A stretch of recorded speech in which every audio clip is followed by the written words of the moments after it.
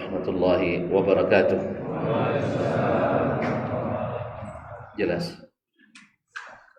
Berarti tidak perlu pakai ini. Kata Syekh harus pakai ini biar cepat selesai. Karena ini bikin capek telinga. Kalau tidak jelas saya pakai nanti. Jelas? Di atas? Alhamdulillah. Tapi kalau dipaksakan juga sampai enggak. Sudah salah tadi. Sudah, alhamdulillah. Alhamdulillahil kabir muta'al al-mustabtahi bihamdihi wa thana'i alaihi kullu amrin zibal. Ashhadu an la ilaha illallah wahdahu la syarika lah syahadatan najati fil ula wal ma'al. Wa ashhadu anna Muhammadan abduhu wa rasuluh al-karimul khisal al-azimul fi'al sallallahu alaihi wa ala alihi khairi al wa ashabihi wa tabi'ina lahum bi ihsanin ila yaumil ma'al. Thumma amma ba'd. Fa'usi nafsi wa iyyakum ayyuhal muslimun wa ayyatuhal muslimat bittaqwallahi azza wa jal rabbil ardi was samawat fa innahu qad fazal muttaqun. Ya ayyuhalladzina amanu taqullaha haqqa tuqatih wa la tamutunna illa wa antum muslimun. Bapak dan ibu-ibu, saudara-saudari, kaum muslimin dan muslimat, al-hadirin wal hadirat yang hadir di Masjid Nurul Yaqin. Nurul Yaqin saja ya. Baik. Yang saya muliakan, yang saya hormati, ataupun yang menyaksikan melalui media dimanapun berada. Yang besar tak siap panggil gelar, yang tak bergelar tak sebut nama. Semoga semuanya dalam keadaan sehat walafiat, diliputi banyak karunia dan rahmat dari Allah Subhanahu wa taala. Kita bersyukur atas nikmat yang diberikannya, yang tentu yang terbesar adalah kita masih berkeyakinan Islam dan masih menjadi bagian dari hamba-hambanya yang beriman. Mudah-mudahan ini bertahan sampai hembusan nafas terakhir atau sampai titik darah penghabisan. Sampai kita menghembuskan nafas, mudah-mudahan dalam keadaan husnul khatimah. Bapak dan ibu-ibu, kaum muslimin dan muslimat, salawat dan salam tentu tak boleh kita lupakan, karena majlis yang tak disebut salawat dan salam adalah majlis yang penuh dengan kekurangan, terputus dari keberkahan dari Allah Tabaraka wa Ta'ala, dan termasuk orang yang kedekut, orang yang bakhil bila disebut nama Allah, nama Rasulullah SAW, dia tidak berselawat kepadanya. Dan ketika kita berselawat, kita lah yang paling beruntung, karena sekali salawat Allah balas 10 kali. Maka Ibnul Qayyim rahimahullah menyebutkan secepat-cepat doa yang dikabulkan Allah adalah salawat dan salam kepada Rasulullah sallallahu alaihi wasallam. Allah langsung jawab. Dan salawat dari Allah untuk kita adalah ampunan dan rahmat. Seakan-akan kita baca atau kita berdoa kepada Allah, Allahumma ghfirli, Allahumma arhamni 10 kali, dan ke-10-nya dikabulkan langsung. Cukup beruntung orang yang diampuni dosa-dosanya. Bukankah gol terbesar yang dicetak oleh orang yang berpuasa adalah mendapatkan dah lupa, belum lama Ramadan, ampunan dosa. Dan siapa yang mendapatkan gol ini berarti kalah. Sahih? Sahih apa salah? Sahih. Man sama Ramadan imanan wa ihtisaban ghufira lahu ma taqaddama min dzambihi. Siapa yang puasa Ramadan dengan iman dan ihtisab, diampuni dosanya. Betul? Tentang kok pada tidak boleh diajak bicara. Ada apa memang? Baik. Kemudian man qama Ramadan imanan wa ihtisaban ghufira lahu ma taqaddama min dzambihi. Siapa yang qiyam Ramadan, kalau siam di siang hari, qiyam di malam hari, itu ghufira lahu ma taqaddama min dzambi. Gol lagi, diampuni dosanya yang telah lalu. Man qama lailatul qadri imanan wa ihtisaban ghufira lahu ma taqaddama min dzambi. Siapa yang qiyam di malam Lailatul Qadar, diampuni dosanya yang telah lalu. Dan kata Nabi dalam doa Jibril, raghiba anfuhu, tersungkur dan merugi orang yang adraka Ramadan falam yughfar lah. Sungguh rugi orang yang datang bulan Ramadan tapi dosanya tidak diampuni. Harus pakai juga. Subhanallah. Yang di atas kurang mendengar. Baik. Biasanya yang di atas yang cepat mendengar. Di sini yang di atas yang kurang mendengar. Sudah? Sudah terdengar? Kurang dengar? Saya ke atas lagi. Sudah terdengar? Alhamdulillah. Masalahnya bukan pada pesawat Anda. Salahnya di situ. Taib. Alhamdulillah. Sampai di mana tadi? Kita ulang lagi ya. Kan belum terdengar.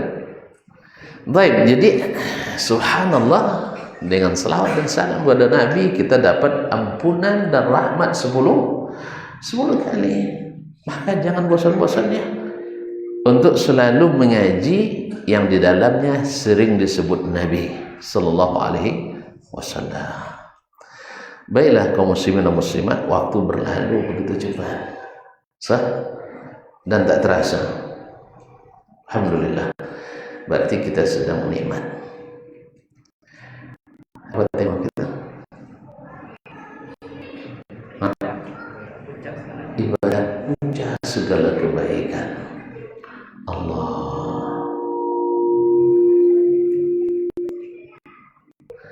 Baru saja kita merasakan semangat dan kenikmatan yang luar biasa di bulan Ramadan. Tonton sangat menikmati bulan itu. Apa sebab? Semua jenis makanan hadir. Padahal di luar Ramadan payah cari makan katanya. Tapi yang payah cari makan Ramadan, semua makanan berlebih. Kok bisa ya? Kenapa? Karena selera makan naik di bulan Ramadan. Tahu tak tuan-tuan, kalau selera makan naik artinya? Kalau selera makan naik artinya sehat. Dan kita sedang menikmati. Sebab orang yang tak sehat atau sedang dalam keadaan sakit, tak akan naik selera makannya. Makanya kalau belanja takjil, Masya Allah, nampak cendol dipikul. Ya, nampak rujak diangkat. Nampak semuanya. Akhirnya setelah berbuka tidak habis setengah. Tidak habis setengah. Jadi subhanallah, nampak sungguh subhanallah kenikmatan itu.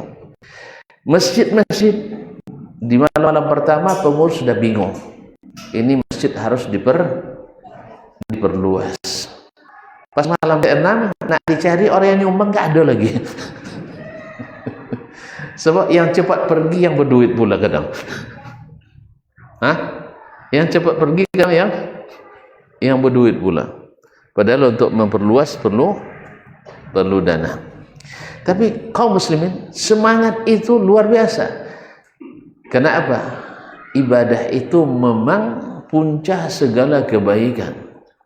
Di saat semangat beribadah itu tumbuh dan naik, maka di saat itu pula lah kebaikan akan datang. Ma'asyiral kiram yang dirahmati Allah SWT, maka tidak sia-sia ketika Allah menjadikan misi kehidupan kita selama di dunia ini. Apa misi kita? Apa misi kita? Beribadah. Wa ma khalaqtul jinna wal insa illa liya'budun. Aku tidak menciptakan jin dan manusia kecuali hanya untuk beribadah kepadaku. Jelas kaum muslimin? Jadi ibadah adalah misi kehidupan. Dan orang yang paling berhasil menjalankan misi kehidupan adalah orang yang paling merasakan kebahagiaan. Siapa manusia paling bahagia yang tuan-tuan tahu? Siapa manusia paling bahagia? Yang beribadah kepada Rabb-Nya, tak mengenal lelah. Walaupun sebenarnya kalau sempat itu diberikan kepada kita ijazahnya, kita berhenti beribadah. Apa ijazah yang dapat oleh Nabi? Ghufira lahu ma taqaddama min dzambihi wa ma ta'akhkhar. Diampuni semua dosanya yang telah lalu dan yang akan datang, dan dijamin apa? Masuk surga. Bahkan yang pertama mengetuk pintu surga. Subhanallah, kalau sempat itu dapat oleh kita, kira-kira Masjid Nurul Yakin ada isinya tak? Mana Ustaz Fulan? Dia sudah diampuni dosanya, sehingga tidak perlu lagi ke masjid. Mana si Fulan? Oh, dia sudah dijamin masuk surga. Mana si Fulan? Tidak ada ngaji ilmu, dia sudah masuk surga. Masih ingat kisah anak yang dibawa malaikat masuk surga tiap malam? Masih lupa? Mau saya ingatkan? Masih muskilah. Nah, diceritakan oleh, kita dengar dari Syekh Saleh Al-Utsaimin, dia baca dalam kitabnya Al-Khatib Al-Baghdadi di Tarikh Baghdad, bahwa ada seorang anak remaja, Masya Allah, rajin sekali di majelis ilmu, selalu duduk di depan sampai Syekh hafal dia. Berlalu waktu tak terlalu lama, tiba-tiba menghilang, tidak datang-datang. Tentu Syekh karena dia biasa melihatnya di depan, Syekh perhatian, mana tahu dia sedang sakit atau ada kebutuhan dan lain-lainnya. Akhirnya Syekh suruh santrinya atau yang ikut di kajian untuk mencari informasi apa yang terjadi. Ditemukan bahwa dia ternyata sehat walafiat. Terus kenapa tidak ikut kajian lagi? Saya ikut ngaji dulu karena terobsesi dan termotivasi, terdorong oleh hadis Nabi. Apa hadis Nabi tentang fadilat untuk ilmu? Man salaka tariqan yaltamisu fihi ilman sahalallahu bihi tariqan ilal jannah. siapa yang menempuh satu jalan masuk surga, jalan menuntut ilmu, Allah mudahkan baginya jalan ke surga. Allah akhirnya syaitan tidak suka orang rajin menuntut ilmu yang seperti ini. Kalau terus ini punya bakat untuk menjadi ahli ilmi, menjadi seorang ulama besar, orang cerdas dan rajin. Ini berbahaya bagi syaitan dari kalangan jin dan manusia. Dia harus dipalingkan. Akhirnya datang di waktu di petang hari setelah terbenam matahari, datang malaikat ke rumahnya. Saya sengaja diutus Allah untuk datang kepadamu untuk memberikan apresiasi kamu rajin menuntut ilmu. Apa motivasi kamu menuntut ilmu? Terus jawabnya hadis Nabi SAW, siapa yang menempuh satu jalan menuntut ilmu, Allah mudahkan baginya jalan ke surga. Itulah kata malaikat tadi, saya diutus Allah untuk mengajak kamu masuk surga sebagai apresiasi rajin menuntut ilmu. Ini jemaah wadid sering tertipu gara-gara ini. Ada wadid di sini? Ada. Enggak, ya alhamdulillah. Jadi sering tertipu di sini. Datang malaikat kepadanya menawarkan masuk surga. Kalau antum dapat tawaran malaikat masuk surga, mau enggak? Mau kan? Mau. Saya pun mau yang ngajak. Kalau tuntun ada malaikat ngajak, nanti ajak saya ya. Nah, akhirnya saya sudah masuk surga setiap malam. Setiap malam masuk surga, pagi balik lagi. Jadi malam misalnya selesai maghrib pergi, nanti setelah atau sebelum subuh pulang masuk surga. Akhirnya diceritakanlah kepada Syekh. Oleh situ lalu dia bilang, anak muda tadi, sekarang saya sudah masuk surga, untuk apa lagi menuntut ilmu? Jadi kata malaikat tadi, kamu tidak usah lagi menuntut ilmu karena sudah masuk surga. Makanya wadid dan jemaah tidak mau nuntut ilmu karena sudah masuk surga. Ma'asyiral kiram dirahmati Allah. Sampai berita ke Syekh, yang berilmu paham, yang tak berilmu takicua dan nantarang. Yang tak berilmu mesti tertipu. Datanglah, disampaikan kepada Syekh. Kata Syekh, hada syaitan. Ini pasti syaitan. Sebab malaikat takkan pernah menyuruh meninggalkan perintah Allah dan Rasul. Dicatat ya, malaikat takkan pernah berdusta. Malaikat takkan pernah menjadi penghalang kita melaksanakan perintah Allah dan Rasulullah sallallahu alaihi wasallam, apapun alasannya. Sekarang dia larang dia menuntut ilmu karena sudah masuk surga, berarti bukan malaikat, pasti setan. Tapi gimana cara mengungkapkannya? Nanti salah-salah. Yang seperti ini tidak bisa dengan ceramah. Tidak bisa dengan ceramah karena dia sudah menikmati masuk ke surga. Di dalamnya ada sungai-sungai yang mengalir, dayang-dayang yang melayani. Masya Allah, bidadari yang berterbangan sana sini. Tentu kan dia sudah membuktikan. Nah, lu antum bilang itu bohong. Tidak mungkin malaikat berbohong, kan ya? Ya? Akhirnya Syekh bilang, datang ke muridnya tadi. Ini perlunya guru yang perhatiannya. Datang ke muridnya, diklarifikasi. Benar Ananda ada masuk surga? Iya. Siapa yang bawa? Malaikat. Ginilah. Tidak boleh langsung dibilang setan. Harus ada bukti dulu. Bilang sama malaikat tuh, kapan kamu nak dibawa masuk surga? Saya nak ikut. Saya nak ikut masuk surga. Masa kamu baru berhari nuntut ilmu dapat apresiasi masuk surga? Saya gurumu sudah berpuluh tahun, masa tidak dapat? Gitu ya. Jadi melalui kewalian kamu saya ikut. Nah, dia yang sekarang muridnya wali. Gurunya belum jadi wali. Karena guru yang berilmu susah jadi wali, tapi guru yang tak berilmu mudah jadi wali setan. Nah, syaitan kan sehebat-hebat syaitan, walaupun dia bisa hilang, tapi tidak tahu juga yang gaib. Syaitan juga tidak juga tahu yang gaib. Maka dia tidak tahu isi hati syekh, apa yang dia simpan.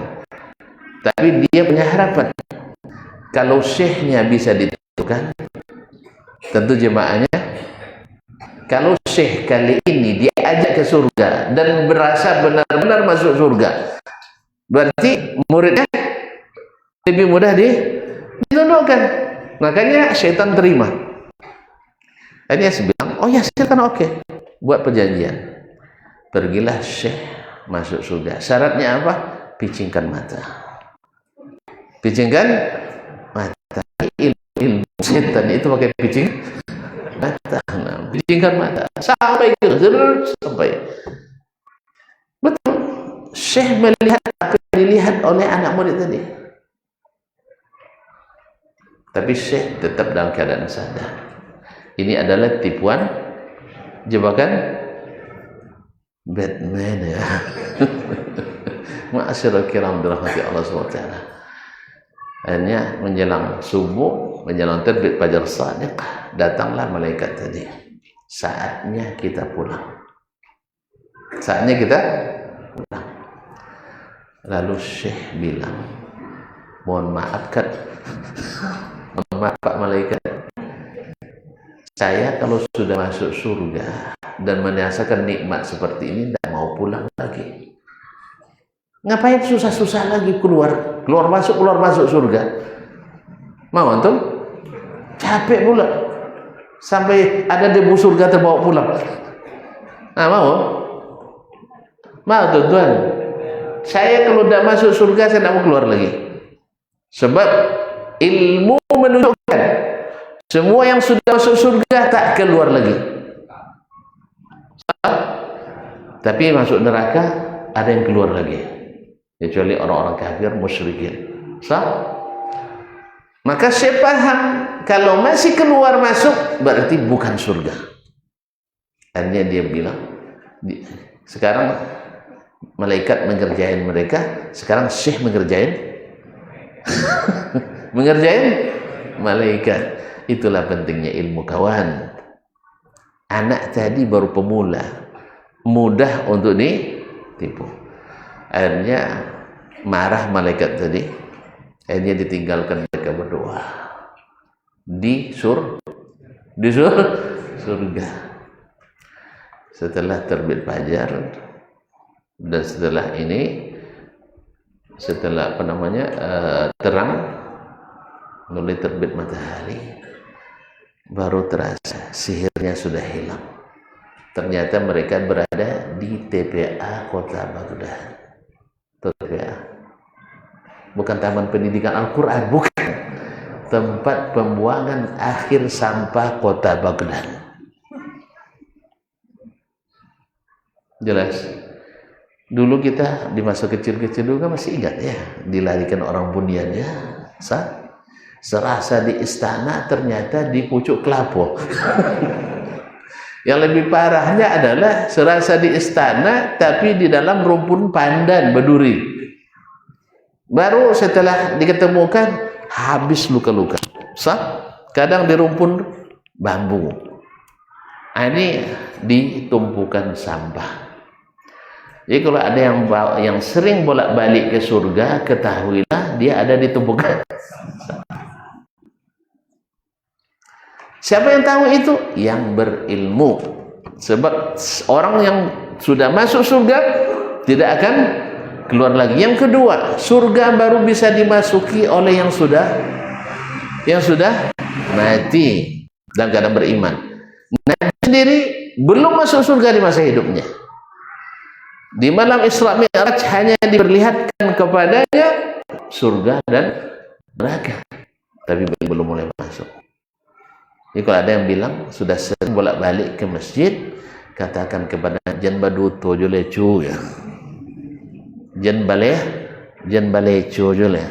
Apa baleco bahasa sini? Hah? Apa? Motah. Jangan motah lagi, jangan berdusta. Jadi kalau ada orang yang mengaku-ngaku dah masuk surga, bahkan capek pula pulang balik masuk surga, ketahuilah dia seorang pendusta. Inilah jemaah walis. Makanya banyak yang merasa tersinggung. Antum nonton ya, saya enggak nah. Cuma sering keluar di beranda saya. Itu masalahnya. Cuplikannya. Mau tidak mau terbaca juga. Nah, lalu nampak dia punya filmnya panjang sekali, 6 jam lebih ya. Wah, enggak ada waktu untuk nonton 6 jam. Nah, yalah. Tapi udah tahu kan? Sekilas. Cukup sekilas saja lah. Yang penting kita tahu kita kebobrokan dan kedustaannya. Jadi yang merasa berada di posisi yang sama mesti resah dan gelisah. Karena selama ini orang tidak tahu. Sebenarnya kita dah tahu, cuma kita pura-pura tidak tahu. Dan kita sudah tahu, alhamdulillah. Dulu kalau belajar firaq wal adyan waktu di Madinah, sudah kami pelajari itu sampai di antara mereka yang paling bulunya sampai menghalalkan menikahi anaknya sendiri. Na'udzubillah. Ya, tapi di film Walid enggak ada ya? Enggak ada ya? Ada? Saya enggak nonton loh. Kalau ada berarti sudah sampai yang seperti itu. Yaitu dulu memang adanya di negeri-negeri seperti Yaman, seperti di Sudan dan di Maroko memang.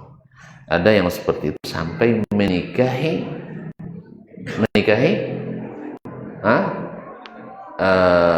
yang dari darahnya sendiri, dari dirinya sendiri. Alasannya apa? Yang mengandung istri saya, bibitnya dari saya, yang memelihara sejak kecil saya, masa sudah jadi orang yang bawa. A'udzubillah. Ya, a'udzubillah. Itulah.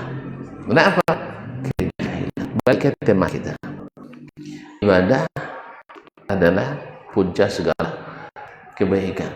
Maka segala kebaikan, lihat sendiri di bulan Ramadan, segala kebaikan apa? Infak keluar mengalir begitu saja. Mana lebih banyak infak di Ramadan atau di luar Ramadan? Iya ya, Ramadan mengalir. Subhanallah. Mana yang lebih banyak orang tersenyum di bulan Ramadan atau di luar Ramadan? Dalam Ramadan? Iya. Orang berdamai. Dulu berkelahi di Ramadan, masalah. Seolah-olah itu hilang semuanya. Banyak orang yang lebih banyak menangis. Menangisnya bukan karena dekat raya, bukan. Menangis karena ibadah di Ramadan, di luar Ramadan. Kenapa dia nangis? Tangisan rindu. Tangisan kembali kepada Allah Subhanahu wa taala. Ma'asyiral kiram dirahmati Allah. Oleh itu Nabi alaihi salatu wassalam dalam banyak ayat ditunjukkan Allah kepadanya bahwa jalan untuk segala penyelesaian adalah dengan beribadah. Antum ingat sebelum krisis ekonomi tahun 98 tidak ada jemaah haji yang antri ke Mekah. Sah? Tidak ada. Kuota kadang tidak cukup. Banyak negara cukup kuotanya. Tapi setelah krisis ekonomi, orang merasa khawatir dan takut, was-was tak dapat makan, akhirnya mereka kembali kepada Allah Subhanahu wa taala.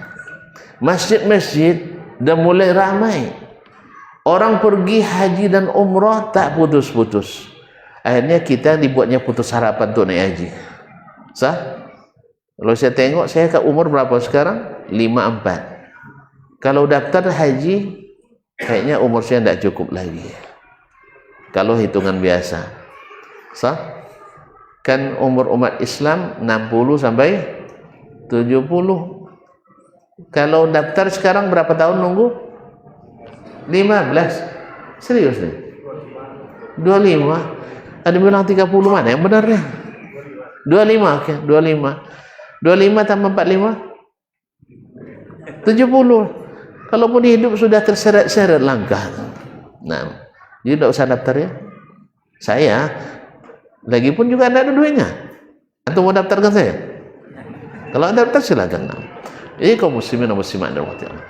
Jadi memang kadang kita ketika diberikan ujian, kita akan mencari ketenangan dan penyelesaian dengan ibadah. Atau ketika kita diberikan harapan-harapan besar seperti di bulan Ramadan. Seperti di bulan Ramadan kita dijanjikan, diiming-imingi janji yang tidak dipungkiri bahwa puasa diberikan pahala yang tidak terhingga. Memberi makan orang yang berbuka dapat pahala orang berbuka. Sah? Diberikan orang yang sabar ketika puasa diganggu atau dicaci atau dicela atau diajak bertumbuk sama orang, dia bilang ini saim, saya ini sedang puasa bukan karena tidak mampu melawan. Kau tak percaya tunggu nanti selepas Idul Fitri Ramadan. Jadi semua ibadah itu menjadi puncak kebaikan. Antum ketika dalam puasa dicaci orang, dah kita maafkan. Dan kita ketika puasa ada orang bersalah, selama ini susah kita maafkan, sekarang kita tahu tidak diterima puasamu, tidak diproses pahalamu selama kau masih tidak baikan dengan saudara. Dalam hadis riwayat Bukhari disebutkan bahwasanya ketika amalan diangkat, Allah tanyakan kepada malaikat yang melaporkan, kaifa taraktum abdi fulan wa fulan, bagaimana engkau tinggalkan hamba si fulan dan sepulan yang berkelahi atau tidak berbaikan? Kalau seandainya masih dalam keadaan seperti itu, kata Allah, amhiluhuma, jangan proses dulu sampai hatta yastaliha, sampai keduanya berbaikan. Allah, ternyata ibadah ini membawa kebaikan. Orang yang bermusuhan jadi berbaikan. Jadi sebenarnya segala masalah adalah kembali kepada ibadah. Asal umat ini tidak keluar dari visi dan misi utama ini, maka mereka akan menjadi baik semuanya. Seperti yang para sahabat Nabi SAW dulu, mereka menjadikan segala geraknya sebagai ibadah, sehingga tidak ada berebut kuasa, tidak ada berebut ladang. Justru yang ada di mulutnya diberikan pada saudaranya. Wa yu'thiruna ala anfusihim walau kana bihim khasasah. Karena ibadah inilah, karena misi inilah yang mendukung visi kita masuk surga. Tidak mungkin orang masuk surga kecuali dengan menjalankan misi. Dia menjalankan misi. Siapa yang tidak menjalankan misi kehidupan, jangan harap masa depannya bahagia. Bahkan jangankan masa depan, masa ini di dunia orang tidak akan merasa bahagia. Ahli surga di akhirat terlihat di dunia ini. Siapa yang merasakan surga dunia, dialah yang berhak merasakan surga akhirat. Berkata Syekhul Islam Ibnu Taimiyah rahimahullah, inna fid dunya jannatan man lam yadkhulha lam yadkhul jannatal akhirah. Di dunia ada surga. Siapa yang tak masuk ke dalamnya, siapa yang tak masuk ke dalamnya, tak masuk surga di akhirat.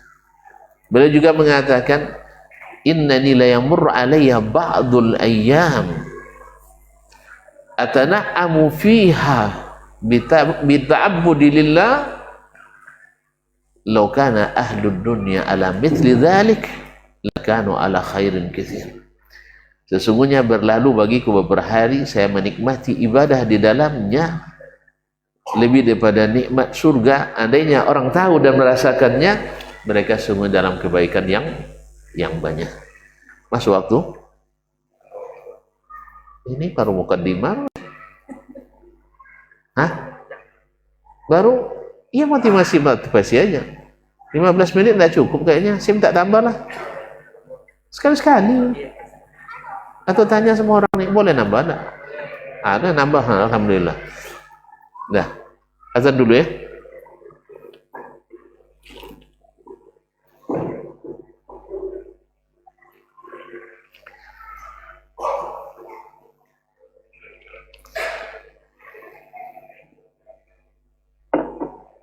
Terus ya. Udah tuang dah habis itu. Allah. Allah.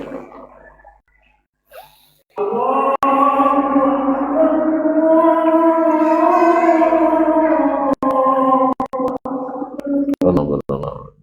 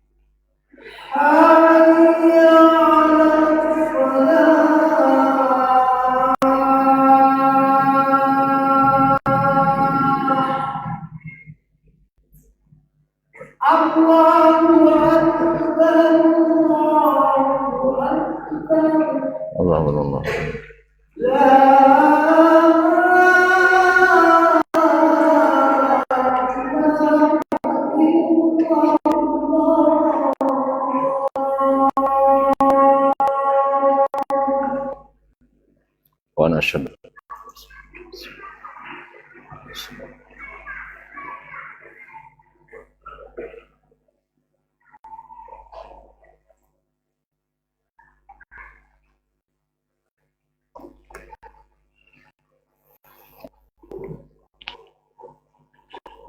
ya kaum muslimin, kaum muslimat dirahmati Allah.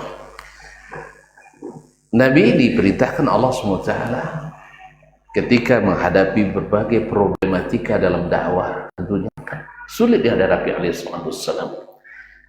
Disuruh untuk kembali beribadah. Inna lana'lamu annahu yadhiqu sadruka mimma yaqulun. Sesungguhnya kami tahu dadamu terasa susah karena apa yang mereka katakan. Apa obatnya? Fasabbih bihamdi rabbik. Bertasbihlah memuji Rabbmu. Wa kun minas sajidin. Bertasbihlah, bertahmidlah, memuji Rabbmu, sucikan Rabbmu, dan jadilah bagian dari orang-orang yang sujud, artinya orang yang salat. Wa'bud rabbaka hatta ya'tiyakal yaqin. Beribadahlah kepada Rabbmu sampai datang yang yakin. Ya, yang yakin. Apa yang yakin? Mati. Kita semua yakin mati? Hah? Alhamdulillah. Ada yang tidak yakin lah. Ada yang tidak yakin? Sebanyak itu orang mati tidak yakin juga. Nah, bahkan banyak orang yang mati karena minum obat anti mati. Ia mencari obat umur panjang, akhirnya umurnya berhenti. Itu sudah ada, tidak pernah tonton baca, ada bukunya, orang-orang yang ingin hidup selamanya langsung pindah tempat selamanya. Ada bukunya. Jadi dokter-dokter terbaik di zaman itu memfatwakan obat ini memperpanjang umur. Ditelannya, habis telan obat langsung mati. Dan biasanya memang orang-orang yang tidak tahu, bukan tidak tahu, yang tidak beriman bahwa ajal tidak bisa diperpanjang, tidak bisa dilambatkan dan tidak bisa dimajukan. Oleh sebab itu tidak ada pilihan kecuali kita harus siap dalam segala keadaan, harus dalam posisi siap dalam segala keadaan. Kapan dijemput? Ma'asyiral kiram dirahmati Allah SWT. Jadi ketika kau merasa sempit, merasa sesak, melihat penolakan yang diberikan oleh orang-orang itu, maka kembalilah untuk ibadah kepadanya. Oleh itu Nabi SAW, idza hazabu amrun, bila menghadapi masalah pelik, masalah sulit, apa yang dilakukannya? Fazi'a ila shalah. Beliau kembali mencari solusi dengan salat. Makanya cepat dapat.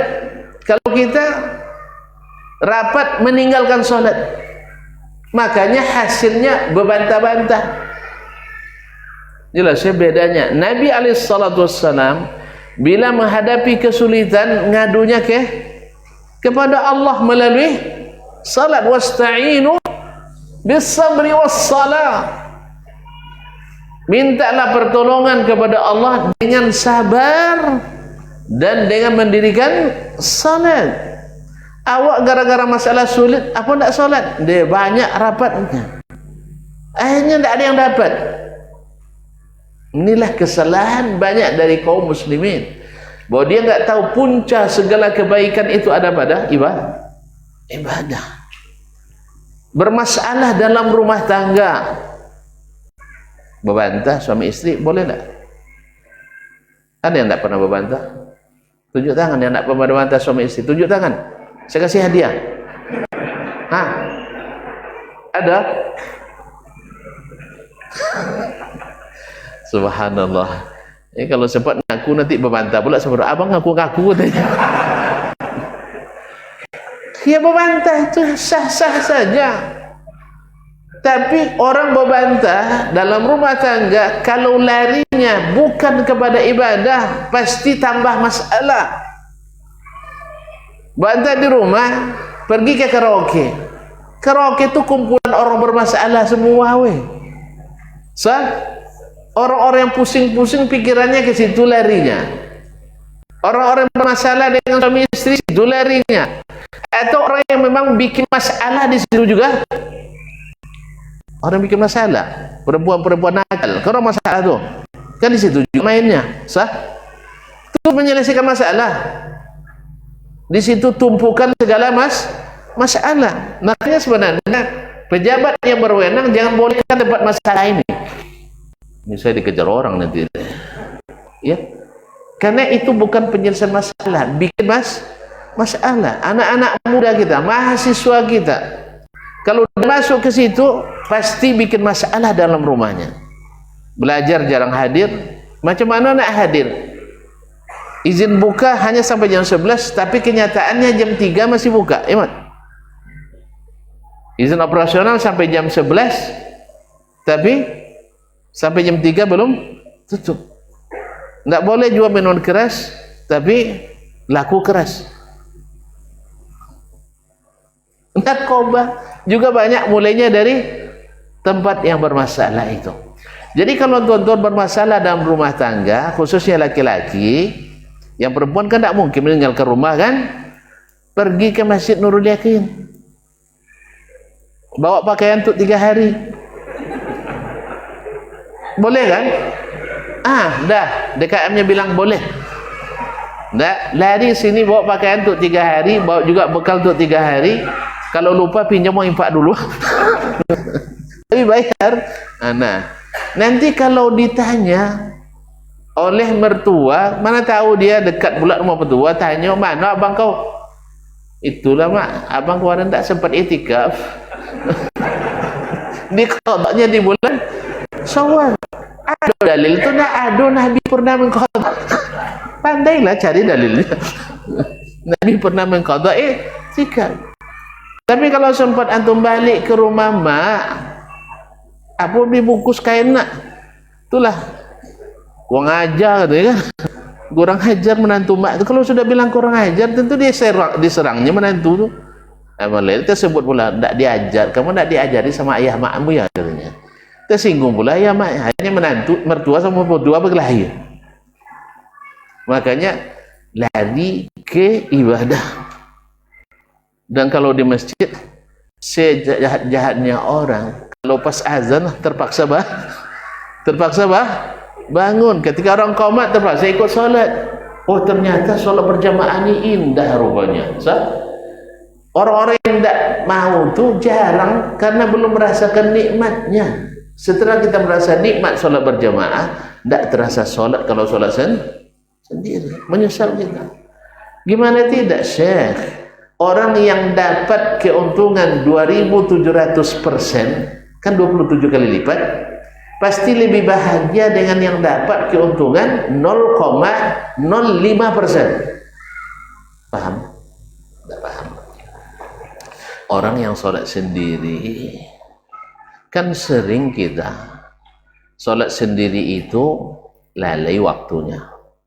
Tidak di ujung, tinggal dikit, akhirnya gerak cepat ekspres. Makanya orang seperti ini kalau ke masjid nampaknya orang lambat qomat katanya. Imam belum datang dia suruh qomat. Apa sebab? Barangkali dia jarang sholat di masjid, belum menikmati. Karena dia belum tahu hasilnya. Kalau dia sholat sendiri kan dapat dari sholatnya sepertiga. Bepertiganya pikirannya melanglang buana sampai ke kisah film bid'ah. Bagus juga, masuk awalnya ternyata tidak boleh bikin bid'ah ya katanya. Cuman ujungnya dibawa kemana-mana kita. Masyaallah. Sering Imam Abu Hanifah pernah ditanya oleh seseorang, saya kehilangan sesuatu, bagaimana solusi nak dapat kembali? Kata Syekh, bawa salat. Habis itu salat dia ingat ke dalam salat itu. Masya Allah. Lalu dia datang ketemu Syekh. Kenapa saya suruh salat? Memang syaitan suka ganggu orang. Saya tahu yang membuat kamu lupa itu syaitan. Wa ma ansanihu illa syaitan wa ana azkura. Sekarang syaitan suka ganggu orang salat. Makanya dia buat kita ingat waktu salat. Ada juga gangguan itu berkata datang kebaikan. Kaum muslimin dan muslimat dirahmati Allah SWT. Sering ma'asyiral kiram, ibadah menjadi solusi terbaik. Makanya Umar Khattab radhiyallahu anhu ketika bertanya kepada gubernur Mekah, "Man tarakta atau man istakhlafta di Mekah?" Siapa yang kau tinggalkan mewakilimu? Artinya sebagai pelaksana PLT-nya, dia musafir, PLT-nya. Siapa yang kau tinggalkan? Qala Ibnu Abi Abza. Yang budak itu hamba saya, mantan hamba saya. Iya, mantan hamba saya. Lalu ketika disampaikan kepadanya, innahu inna ma'hul Qur'an. Dia orang yang rajin membaca Al-Quran, orang yang rajin menghidupkan sunnah Nabi Sallallahu Alaihi Wasallam. Lalu kata Umar, berarti kau telah memilih orang yang terbaik. Sebab siapa yang sering baca Quran, yang sering menegakkan sunnah Nabi, pasti paling sering mendapatkan solusi dari segala permasalahan. Dia adalah para Al-Khulafa Ar-Rasyidin, Abu Bakar, Umar, Utsman dan Ali. Di mana letak keberhasilan mereka? Karena mereka menjadikan ibadah sebagai daftar prioritas utama. Jadi oleh itu kaum muslimin dan muslimat dirahmati Allah, Kalau tuan-tuan ingin merasakan nikmat hidup ini, ingin mendapatkan kesenangan hidup ini, ingin mendapatkan ketenangan hati dalam hidup ini, ingin punya rasa percaya diri yang tinggi dalam hidup ini, maka solusinya adalah beribadah kepada Allah Subhanahu wa taala. Beribadah kepadanya. Dan si afdal ibadah itu adalah salat. Dan si afdal salat adalah salat 5 waktu. Ini kadang-kadang ada pun yang salah pasang tahajud itu kan da'bus salihin. Itu adalah kebiasaan orang-orang soleh. Saya ingin mengikuti kebiasaan orang-orang soleh. Jadi salat isya tidur dia supaya bisa salat tahajud. Ini yang begini ini mudah ditipu oleh malaikat tadi ini. Yang begini mudah ditipu oleh malaikat yang tadi. Masih ingat? Yang bawa masuk surga tuh. Atau salat duha, ramai putih-putih berjamaah, Nurul Yakin berzikir. Dari jam 8 pagi sampai jam 12. Menjelang zuhur bubar semua. Pas salat tinggal 4 orang. Mereka merasakan bahwa zikir itu, memang zikir itu adalah amalan yang paling dicintai Allah, tapi mereka lupa zikir terbaik itu adalah salat. Wa aqimis salata li dzikri. Maka kenapa di waktu itu terasa semangat, tapi setelah pulang hilang lagi? Kenapa? Yang namanya barang sintetis tahannya, yang namanya barang sintetis tahannya sebentar, walaupun dengan diskon 200%. Tuh diskon dulu. Ya diskonnya tinggi. Apa sebab? Karena barang sintetis. Yang aslinya adalah bahwa Nabi mendahulukan salat fardu. Pula yang salat tarawih, salat isya-nya di rumah, salat tarawih di masjid. Dengar dulu satu perrahan di Ramadan, baru dia datang hampir-hampir. Wabillahi taufiq wal hidayah. Saya mohon maaf dan sebagainya. Baru dia keluar rumah. Tarawih berjamaah, salat isya di rumah. Macam mana? Jadi jangan salahkan. Kau tidak berpengaruh salat saya. Jangan salahkan kau tidak berpengaruh puasa saya. Sebab apa? Disinilah pentingnya kita untuk beribadah seperti yang Allah inginkan, bukan seperti yang kita inginkan. Para ulama menyebut bahwa syarat diterima ibadah bukan syarat sah lain, syarat diterima. Kadang-kadang syarat sah lengkap, tapi syarat diterima tidak cukup. Maka kita secara apa? Sah secara administrasi. Berarti tuan-tuan nak jadi pegawai, syarat administrasi lengkap. Cuman ada syarat diterimanya yang belum. Nah, tergantung kebijakan masing-masing apa. Kalau syarat terimanya tes, maka lulus murni. Tapi kalau syarat terimanya tes, tahu tak? Kan ada sebagian syarat terimanya tes. Lulus iya, lolos belum. Paham? Kalau tes sudah lulus, tapi karena tes belum ada, belum lolos. Ada. Oh, saya kira dalam kisah dongeng aja. Ternyata ada ya di masyarakatnya. Ada. Tonton jangan macam-macam, weh. Ada ya? Bukan ada lagi. Allah musta'an. Jadi kaum muslimin dan muslimat, kita lulus secara administrasi. Ibadahnya, syaratnya wudu sudah, ada kiblat sudah, menutup aurat sudah, suci bersih pakaian badan tempat sudah sah, niat sudah. Cuman masalahnya ibadahnya bukan yang diperintahkan Allah dan Rasul. Ikhlas, iya, tetapi tidak mengikuti perintah Allah dan Rasul. Kalau pekerjaan tak ada SK, cair dana. Nah, kontraktor ada sini. Dia kerjakan jembatan sungai. Perbaikan yang banjir-banjir itu di mana? Di Banjir Kerinci, kan banjir kan? Ini Kerinci, Pak. Kerinci kan ada banjir. Sering kan? Lalu dengan keahliannya tanpa SK dari pemerintah, baik pusat maupun daerah, diselesaikan. Habis itu klaim dia untuk dicairkan dana. Dicairkan. Kenapa enggak? Pekerjaannya bagus. Selesai banjir.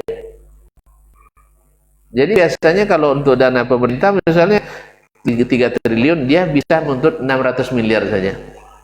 Misal, dikasih, dibeli. Pekerjaannya bagus, ya bagus, sesuai spek, tapi SK tidak ada, keluar dana, taib, jelas. Jadi jangan mengerjakan yang tidak ada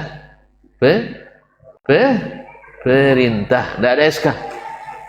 Saya sudah sering mengerjakan pekerjaan yang tanpa SK, tak ada gaji. Mau tunjukkan satu-satu? Ya, pekerjaannya bagus. Selesai, orang tuh bilang begini semua. Cuman pas nak pulang, kok tidak ada tanda tangan? Tidak ada tanda tangan. Apa sebab? Rupanya SK tak ada. Dah, yang mau tahu lebih detailnya datang ke saya tunjukkan. Nah, jadi tidak ada SK, gaji tak turun. Ada SK, tetapi tak sesuai SOP, tak sesuai standar operasional prosedur. Diterima? Nah, ini semua sudah ditunjukkan oleh Allah dan Rasul sallallahu alaihi wasallam bahwasanya faman kana yarju liqa'a rabbih falya'mal amalan salihan wa la yusyrik bi ibadati rabbih ahada. Dalam ayat dibacakan imam tadi, mana imam tadi? Wa ma umiru, lalu apa hafalan? Wa ma umiru illa liya'budullaha mukhlishina lahuddin hunafa wa yuqimus salata wa zakat. Mereka tak diperintah kecuali beribadah dengan ikhlas. Kemudian sebelum ayat itu Allah ingatkan, qul hal nunabbi'ukum bil akhsarin a'mala. Mau tak kalian saya tunjukkan orang yang paling merugi amalannya? Apa makna merugi? Apa makna merugi? Subhanallah, tak paham dia. Dah pergi bekerja, gaji tak turun, rugi. Pergi merantau pulang tak bawa apa-apa, rugi. Habis itu tak melamar anak apa lurah, dia nak terima atau diterima? Pergi merantau 2 tahun, rencana nak melamar bunga desa, tapi pulang tak bawa apa-apa, diterima? Rugi. Akhirnya dia ambil orang. Awak nak pulang ke kampung, ke surga, nak dapat bidadari, ternyata kita pulang tak bawa apa-apa pahala. Apa sebab? Banyak amalannya, tetapi tidak sesuai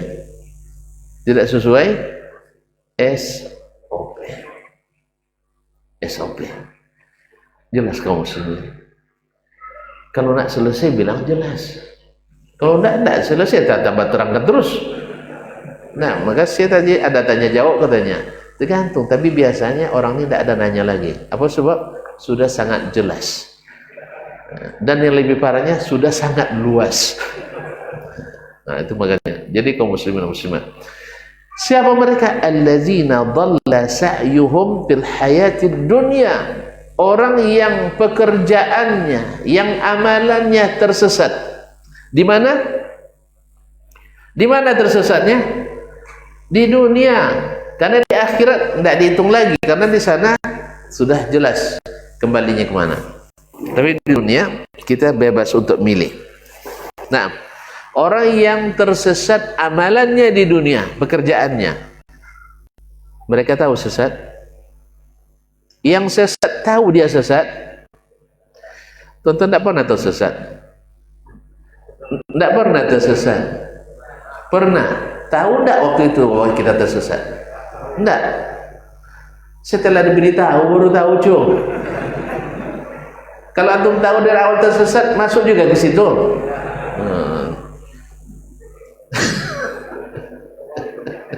Baru tahu tersesat kapan? Setelah ditunjukkan. Bukti sesat tak sesat itu kapan baru kita pastikan? Di akhirat. Di dunia merasa dia tidak sesat, yang lain yang sesat. Akhirnya sesama sesat tidak boleh saling menyesatkan. Ini virus ini, bukan dakwah, ini virus dakwah. Tidak boleh menyesatkan, tidak boleh membid'ahkan. Yang bilang sesat itu Allah dan Rasul. Yang menyebut bid'ah tak boleh itu Allah dan Rasul. Rasul saja tak boleh buat bid'ah. Tak tahu ya betul. Rasul boleh buat bid'ah? Ada dalil? Sembarang juga bilang tak. Ada dalil? Hah? Subhanallah. Membacakan ayatnya mau. Nabi tak boleh berbuat bid'ah. Hah? Coba cek. Lau taqawwala alaina ba'dal aqawil la akhasna minhu bil yamin thumma laqata'na minhu watin. Lupa. Nah, andainya Muhammad sallallahu alaihi wasallam mengada-ngada atas nama kami, berarti Nabi tak boleh mengada-ngada. La akhasnahu bil yamin, akan kami seret dia, akan kami angkat, apa namanya, cabut dia dengan bil yamin, tangan kanan. Thumma laqata'na minhu al-watin, dan kami akan putuskan urat napasnya. Masya Allah, ancaman ke Nabi lebih berat. Kalau kita paling dilarang ngaji, dilarang ngaji, lumayan ya. Kalau Nabi diancam kalau mengada-ngada, diputuskan urat lehernya dan tidak bisa membela. Berarti Nabi boleh buat bid'ah. Terus kenapa antum larang saya mengatakan tidak boleh bikin bid'ah? Nabi saya tidak boleh bikin bid'ah. Wa ma yantiqu anil hawa in huwa illa wahyun yuha. Nabi tak mengatakan dari keinginan, bukan pendapat beliau. Kalaupun ada pendapat beliau seperti dalam kajian usul fikih, mesti dilegitimasi oleh Allah. Kalau tak boleh. Jelas. Mesti ada legalisir dari Allah Subhanahu wa ta'ala. Buktinya banyak hal-hal yang dianulir oleh Allah yang dilakukan Nabi alaihi salatu wasallam. Apa contohnya? Kalau bikin contoh bahaya ya, tapi jangan tersinggung dah. Misal Nabi alaihissalam gara-gara mempertimbangkan madu, akhirnya mengharamkan minum madu. Tahu ceritanya? Gara-gara mempertimbangkan madu asli, akhirnya mengharamkan madu yang tidak asli. Tahu ceritanya? Mau tahu juga? Subhanallah, memang Imam Salam ini senang-senang sekali tuntun. Kan Nabi ketika itu berada di rumah salah seorang istrinya, Zainab, diberi madu. Pas dia datang ke rumah Aisyah, tercium bau madu tadi. Pasti yang kasih madu. Yang kasih madu ini mesti madu. Kalau ke rumah kita, suami pulang dari rumah madu kita dengan aroma dari madu itu, mesti lahir cemburu. Sahih? Cemburu. Akhirnya Aisyah bersekongkol dengan Hafsah. Kak, Beko kalau pulang memang sabir buang mulutnya tidak lama adanya. Bau maghafir. Maghafir itu adalah suatu bentuk makanan atau bentuk tanaman yang sangat bau. Sebab Aisyah sudah terlanjur bilang, ma hadhi raihatul maghafir. Nabi heran, kok madu dibilang sebau itu? Biasanya tidak mereka bilang. Akhirnya Nabi pergi pula ke rumah Hafsah, sama. Karena sudah dapat telepon dari dapat WA dari Aisyah tadi. Akhirnya Hafsah pun bilang. Maka Allah ceritakan. Akhirnya Nabi SAW memutuskan tidak akan minum madu lagi. Karena membuat kecemburuan istri. Jadi gara-gara mempertimbangkan madu, akhirnya mengharamkan madu. Ini atas perintah Allah diharamkan atau atas keinginannya sendiri? Keinginan sendiri. Boleh benar? Tidak, langsung turun ayat. Ya ayyuhan nabiyyu lima tuharrimu ma ahallallahu lak tabtaghi mardata azwajik. Allah. Ingat ya, Nabi tak boleh berbuat tanpa izin Allah SWT. Jelas? Ya, itulah makanya Nabi itu mendakwakan sunnah, bukan Nabiul bid'ah. Nabi adalah mendakwakan sunnah, bukan mendakwakan bid'ah. Jadi kalau ada yang mengatakan bid'ah boleh juga, siapa yang bolehkan? Allah tak bolehkan, Rasul larang. Makanya kalau ada yang bisa bertemu Nabi, ya kan ada yang bisa bertemu Nabi sambil bolak-balik mata begini, langsung bertemu Nabi alaihissalam. Kita hidup umat banyak ini, yang saya kesalnya sebenarnya di perguruan tinggi pun dibawa di sini sebagai seorang wali. Ya. Jadi kalau seandainya nanti bisa bertemu, saya ingin sekali saja, kayak tadi dengan malaikat masuk surga. Saya ingin. Dan pertanyaan yang ingin saya tanyakan juga satu, yang selalu membuat kita berkelahi gara-gara itu. Apa itu? Ya Rasulullah, mana yang benar ini? Siapa bahasa Arab kan? Ya kan? Mana yang benar di antara keduanya? Dalam hadis antum sebutkan kullu bid'atin dhalalah. Semua bid'ah sesat. Tapi buya kami, ya kan? Sebagian ustadz kami, ulama kami bilang, tidak semua bid'ah sesat. Ada bid'ah sana. Nanti kita dengarkan, kita live kan. Kan katanya bisa bertemu Nabi dalam keadaan terbangun. Ya kita live kan. Oh tidak bisa tampil, Nabi tidak mau di video, istilahnya di apa istilahnya video, wawancara video.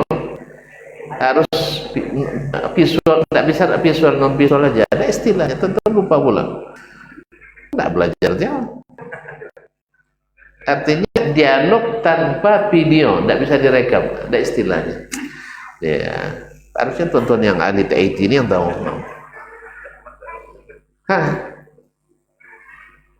Baik, Anda pun lupa. Karena bukan bidang saya. Jadi tidak mau divideokan. Kalau tidak mau divideokan, kalau itu kita rekam saja suara Nabi alaihissalam. Cuman orang curiga nanti ini benar Nabi atau mengaku malaikat tadi.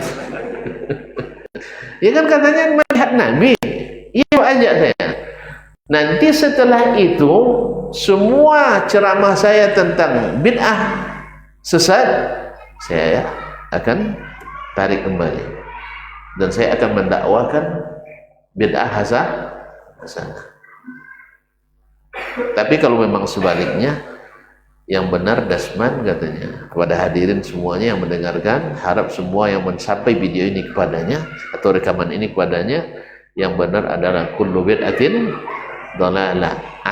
Besok jangan bikin-bikin lagi bid'ah tuh, karena semua bid'ah Berani enggak kira-kira malaikat itu ngajak saya ikut, wali itu ngajak saya ikut? Hah? Ada tonton yang pernah melakukannya? Ajak saya sekali aja, saya bayar pun mau saya. Ibarat minjem studio kan, saya bayar. Enggak. Jadi Nabi SAW adalah manusia yang paling mengambil manfaat dari ibadah dalam menyelesaikan segala problematika.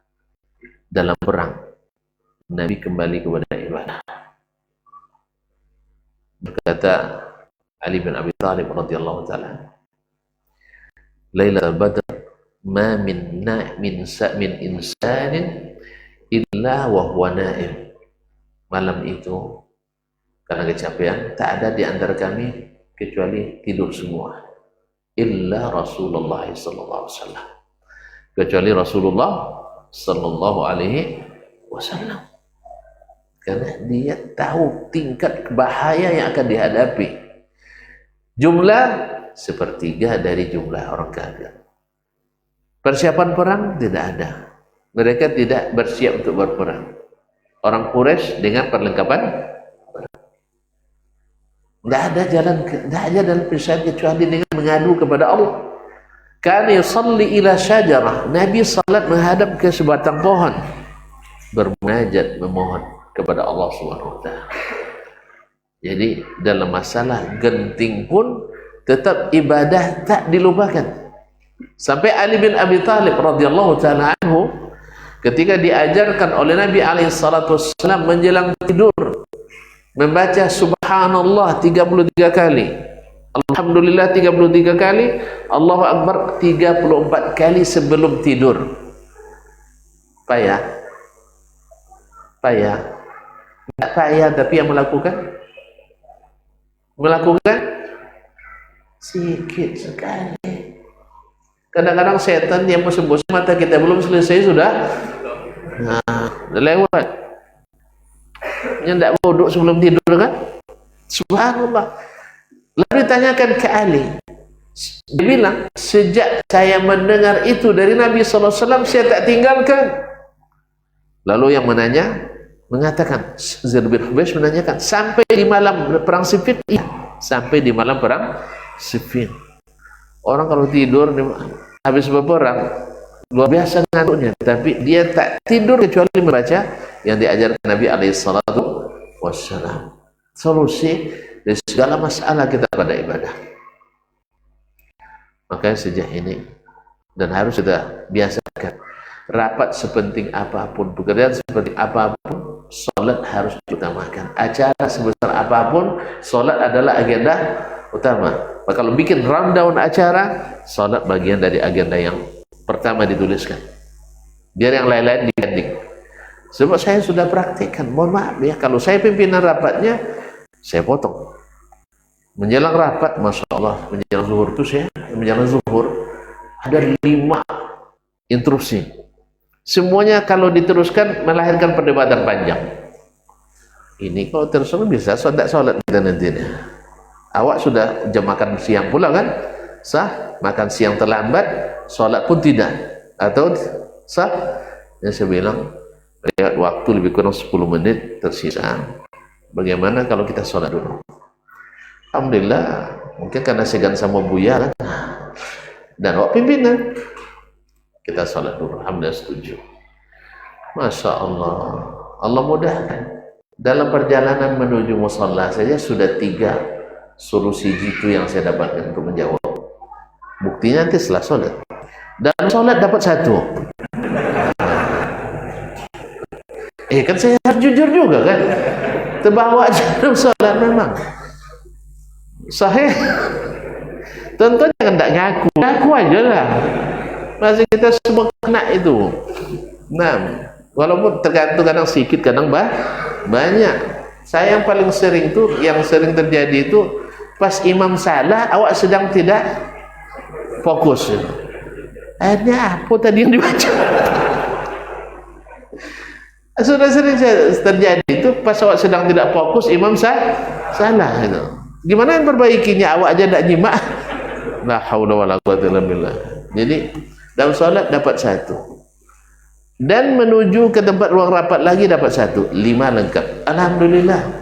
Kalau prediksi saya tadi diteruskan minimal setengah jam tidak selesai. Setelah solat saya sampaikan jawaban tadi. Alhamdulillah semua bisa menerima, tidak memakan waktu seperempat jam. Masya Allah. Salat hanya seperempat jam, rapat sambung seperempat jam, habis itu makan 2 jam. Jadi senang orang nih, jawabannya meyakinkan, kemudian solusi sudah didapatkan, salat sudah didirikan, sekarang tinggal jam makan. Sah? Ini nikmat jadinya. Dengan apa? Kembali ke ibadah. Oleh sebab itu, karena waktu sudah cukup malam, barangkali juga jam makan malam. Oleh sebab itu saya sudahi sampai di sini. Nah, Ustaz jangan cerita aja, harus kita buktikan. Sekarang kita sholat, habis itu kita, ya terserah masing-masing lah. Nak makan malam, nak tidur malam, nak sembang malam. Nah, dah kita cukup aja ya. Tidak ada pertanyaan, karena semuanya jelas. Kesimpulannya sesuai dengan judul, bahwa puncak segala kebaikan itu adalah ibadah. Kalut pikiran ke ibadah. Jadi masalah di rumah tangga, tingkatkan ibadah. Sah? Sulit rezeki, naikkan ibadah kita. Ada masalah berat di pekerjaan, jangan lupa ibadah. Jelas? Hah? Yang kemudian ibadah yang mana? Yang melengkapi syarat diterima. Di samping syarat sah. Di samping syarat sah. Kalau tidak sah jelas tidak diterima. Tapi sah saja belum tentu diterima. Gimana caranya? Ikhlaskan niat. Yang kedua, jangan kerjakan kecuali sesuai SOP. Apa maknanya? Berilmu dulu sebelum dikerjakan. Jadi pastikan itu dulu disyariatkan, baru kerjakan. Kalau ragu, tinggalkan. Karena rumus yang disampaikan Nabi, bila ragu, tinggalkan. Da' ma yaribuka ila ma la yaribuka. Tinggalkan yang tidak yakin itu. Oh, banyak yang buat belum tentu sehat. Itu kesimpulan kita.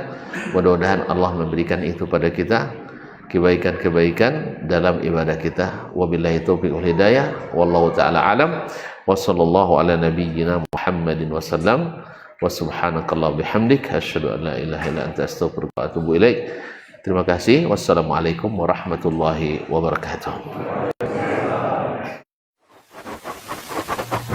Barometer amal kita saleh tak salehnya di salat kita. Bila salat kita ikhlas dan sesuai dengan sunnah Nabi SAW, maka insya Allah amalan yang lain mengikuti. Ini aktivitas ini membantu saya di akhirat atau akan menyulitkan saya di akhirat? Kalau seandainya perbuatan itu ternyata akan menyulitkan kita di akhirat kelak, tinggalkan perbuatan itu. Anta ni'mal jund. Kamu adalah sebaik-baik prajurit. Coba lihat. Kamu adalah sebaik-baik prajurit. Maka tujuannya adalah menghancurkan kehidupan rumah tangga.